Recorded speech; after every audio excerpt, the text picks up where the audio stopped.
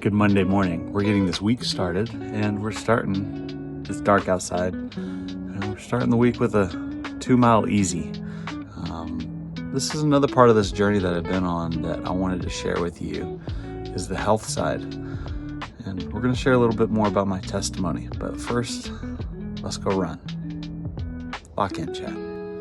2-mile easy, done. No, it's posted right here on the screen. Don't judge me. I'm just getting my running journey started. I've been running for 3 weeks now.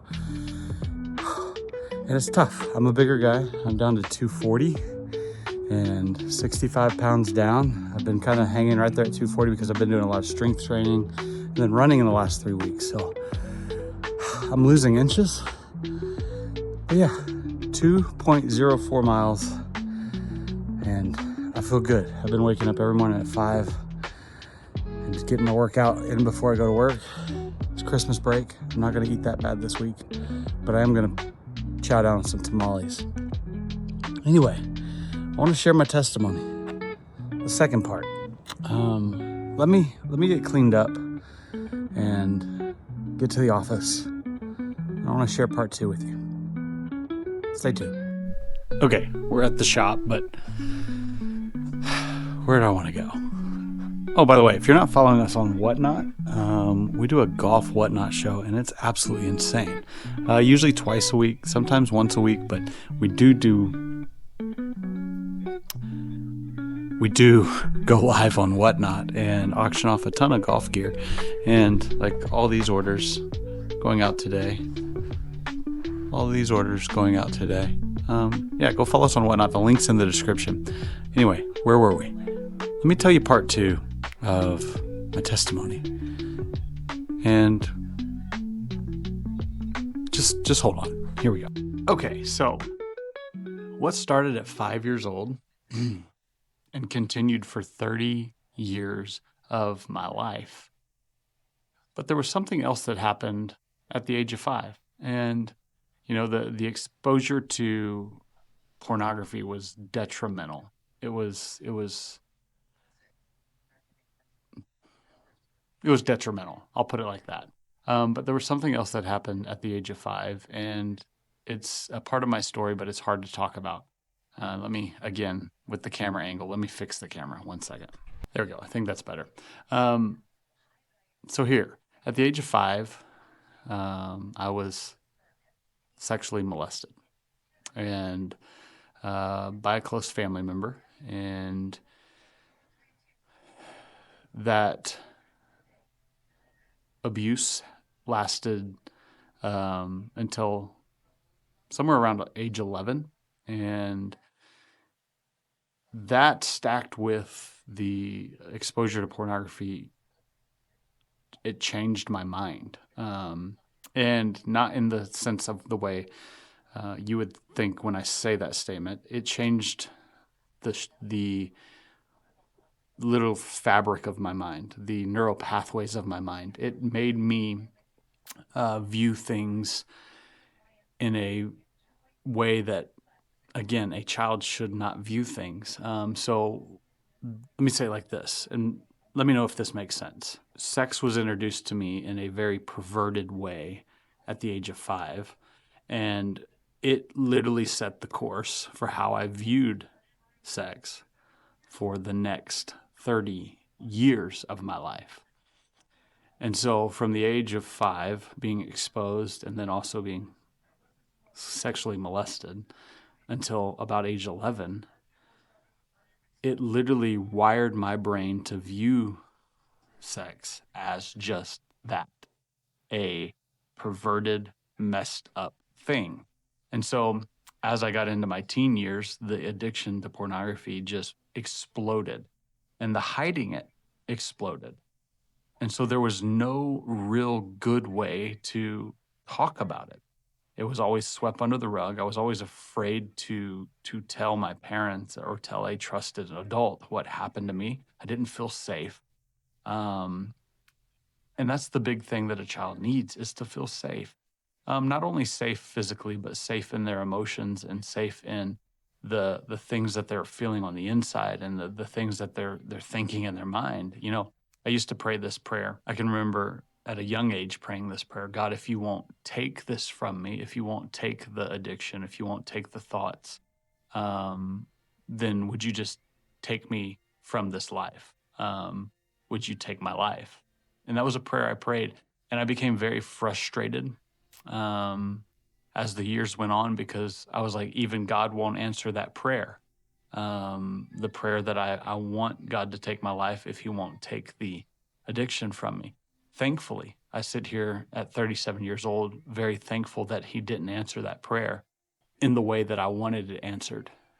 I'm very thankful that he didn't answer that prayer, because it could have been a lot different had he answered the prayer like I prayed it. Life would have looked so much different.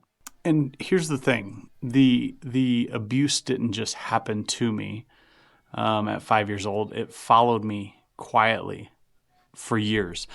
From age 5 to 11, nothing looked wrong on the outside. I was this happy-go-lucky kid that, for all intents and purposes, looked normal, but inside, something broke. I carried shame that I didn't understand, guilt, quite frankly, that didn't belong to me, and silence that felt safer than telling the truth. I thought what happened was my fault. I thought that I was dirty. I thought if anyone knew, I'd lose love, I'd lose respect, I'd lose safety, I'd be abandoned. So I stayed quiet, and silence kind of became my hiding place, if you will. The only issue with silence, and if you're going through something similar and you've been holding it for years, is silence doesn't protect you. It trains you to cope alone. It trains you to numb pain. It trains you to believe lies about who you are. And I did. I believed those lies about who I was. And can I encourage you, if this sounds familiar, I want you to hear me. Shame grows in silence. And healing begins in the truth.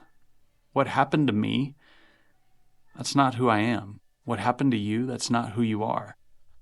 That's just not who you are. And in order to heal and to grow beyond it, and I wish I could tell you that 2 years into this journey of healing, 2.5 years into this journey of healing, that some of the pain wasn't still there. Because it is. There's still pain. There's still hard days. There's still moments where I get trapped in lies. But I can tell you it's better. It's so much better. And I don't want you to stay trapped. That's why I'm telling my story to you. Because there's hope. There's light. There's love. There's acceptance. There's so much more to live for. I believe in you. I do. I believe in you. And there's so much more I want to tell you and share with you about the 30 years from being exposed and abused to being 37 now and living in freedom. You can experience that too. So yeah, the story is, I know it's my testimony, I know it's my journey, but I know there's so many out there that have a similar story, and maybe you haven't come into the light yet. Can I tell you, it's going to be the hardest thing you've ever done. Stepping into the light is going to be the hardest thing you've ever done. But it's going to be the best decision you've ever made. Because when you step into the light, you're going to find that there's people around you that do care. And there's people around you that, see, what I was always worried about was that when they found out how ugly that area of my life was, and when I let them into the darkest part of my heart, that they wouldn't stay, that they'd run, they'd abandon me. And so I had this major fear of abandonment.